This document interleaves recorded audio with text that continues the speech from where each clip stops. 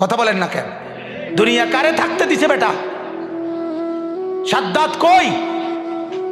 নমরুদ কই? ফেরাউন কই? কারুন কই? পৃথিবীর জালেমরা কই? সম্পদের লুভিরা কই? দুনিয়াদাররা কই? বলো মিয়া, বলো কই?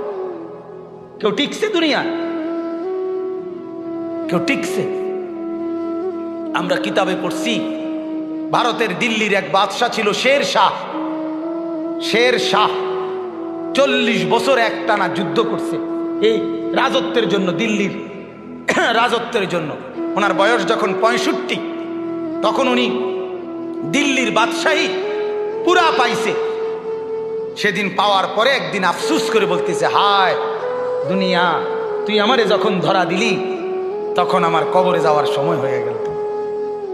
মানে আজ 40 বছর মেহনত কইরা দুনিয়া যখন বাদশাহী নিলাম, তখন আমার কি শুরু হয়ে গেল? কবরে যাওয়ার টাইম। দুর্বল হয়ে গেলাম তখন। দুনিয়া মনি, দুনিয়া বড় ধোকা দেয়।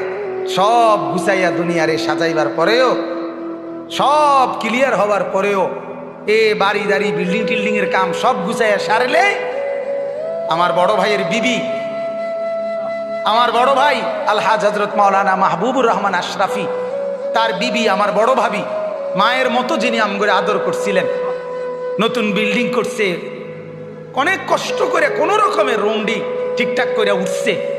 এরপরে আপনার বুধবার দিন নতুন ঘরের বাজার করছে, চাল ডাল তেল সব কিনা, চালগুলো সব ড্রামের মধ্যে পড়ছে, তরকারি ফ্রিজে কুইটা রাখছে।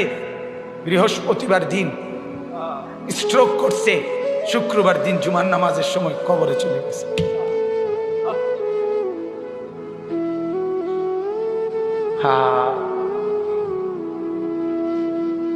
আগামীর পৃথিবী, আগামীর সামনে দাজ্জাল বাজান, আগামীর সামনে দাজ্জাল।